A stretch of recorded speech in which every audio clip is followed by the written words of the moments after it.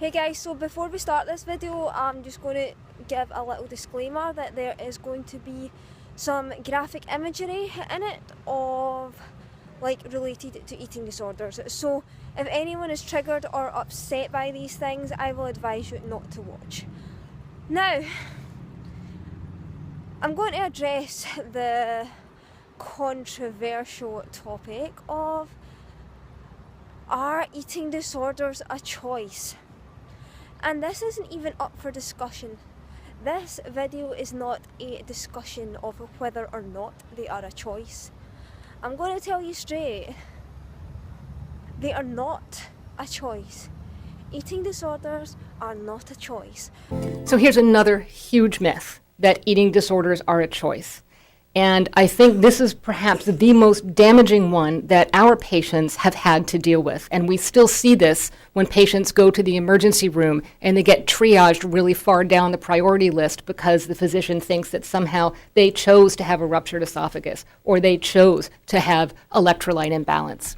But we're going to bust it now. And one of the reasons that I think this myth has really stuck with anorexia nervosa, perhaps more than other psychiatric disorders, is what I call the tyranny of face validity. And people see this all the time in People magazine. They see the Calvin Klein ads, they see Twiggy back in the 60s, or they see the models, and they make an association between the cultural thin ideal and what they imagine to be anorexia nervosa. What they don't see is the difference between these two pictures. This would never be on the front of People magazine because that has nothing to do with the cultural thin ideal. And if you ask our patients if something like People magazine or models was what put them on the path to develop anorexia nervosa, the vast majority of them say no. And there might have been a role in the very beginning that made them think, I'm going to go on that first diet. But the minute they go on that first diet, their anomalous biology kicks in and anorexia nervosa just sends them down a path that they have no control over. So eating disorders are illnesses, not choices. To any people who actually are ignorant enough to claim that they are, I can tell you that you're wrong. And I honestly believe that anyone who has the ignorance or the stupidity to make such a claim has never suffered from one themselves. That is what I honestly believe, because anyone who has suffered with an eating disorder knows that that is not a fucking choice. Now, where they might be getting confused is the fact that recovery is a choice to an extent. It's not an easy choice. It's the hardest fucking choice you will ever have to make in your whole fucking life. It's a painful choice. For some people, it's an impossible choice. But in order to recover, you do have to make the choice to commit to recovery. And like I say, that's difficult, and it usually will require therapy of some kind or hospitalisation or something for most people. Some people will manage to do it on their own, but they are the minority. They are the minority. And the unfortunate thing is that care and treatment for eating disorders is not good. It's not good at all. So the fact that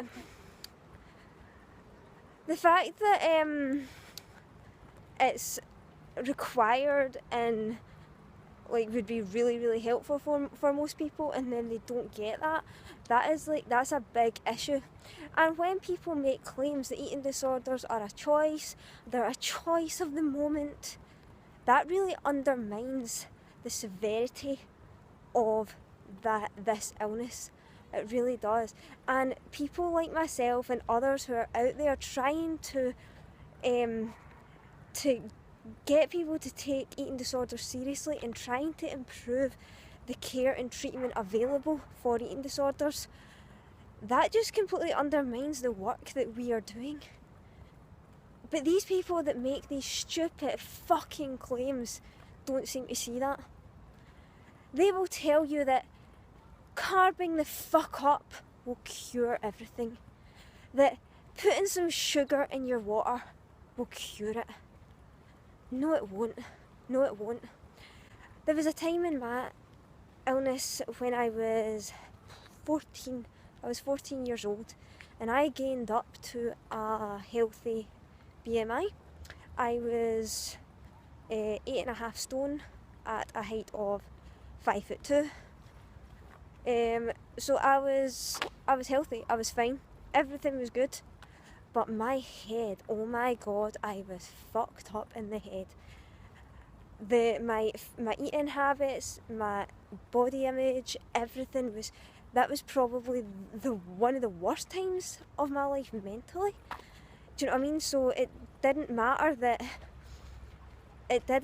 I was eating all this sugar and pizza and chocolate. It didn't matter that I was carved up, because I'm telling you, I was carved up.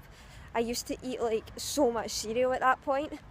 That didn't matter, because this is a mental illness and there's more to it. There's more to recovery than weight gain. Furthermore, I mean, I'm not saying that everyone has to go into treatment or whatever to cure their eating disorder.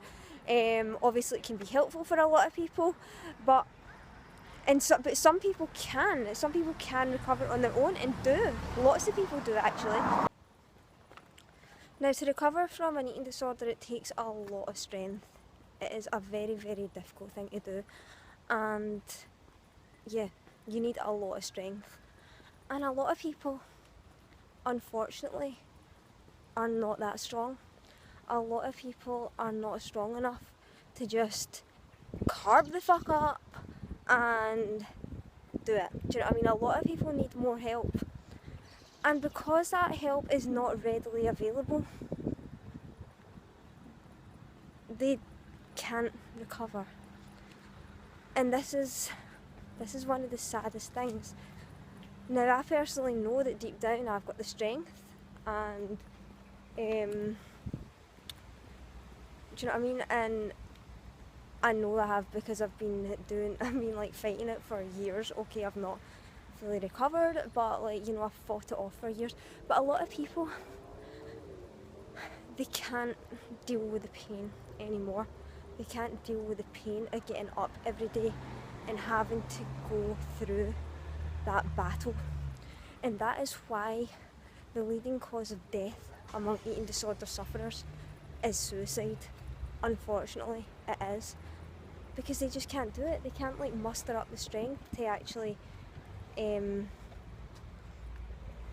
recover and to fight. They can't fight anymore. And it's a sad truth. But unfortunately, that is the reality of it. And every individual is different, and every individual is fighting their own battle. There was a French model who, she knew this. She knew herself that she was going to die. I mean, how sad is that? She knew she was going to die. She knew she didn't have the strength to fight this anymore. But what she done is she made campaigns showing her own body.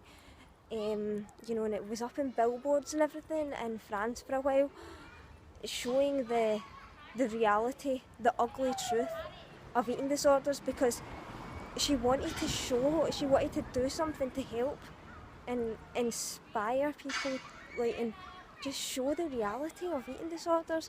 And that was her way of giving back. And soon after that she died. But she done her part, and she wanted to do her part. And that is, like, to me, that is the saddest thing. Knowing that you're going to die, knowing that you don't have the strength to do anything about it. And that is the reality of eating disorders. They're horrific, horrific illnesses, and they are not a choice. Imagine someone choosing to starve themselves. Imagine someone choosing to make themselves look like a skeleton. Imagine someone choosing to compromise their fertility, to make their bones like that of a 90-year-old, their bone density. Their bones will crumble. Imagine someone choosing that. someone choosing to torture themselves with hours and hours of horrific exercise, to take laxatives that pretty much make their stomach feel like it's turning inside out, to stick their fingers down their throat to the point that the pain is so much, so unbearable, but they keep going anyway. Imagine someone choosing that. Choosing to then go to bed at night and not be able to sleep because of the pain, because of the bed sores, because their bones are sticking out and they cannot get comfortable because they've got no padding on their body. Imagine someone actually choosing that. That sounds like fucking mental, doesn't it? They must be ill. Exactly. They're ill. These people are seriously ill and they need help.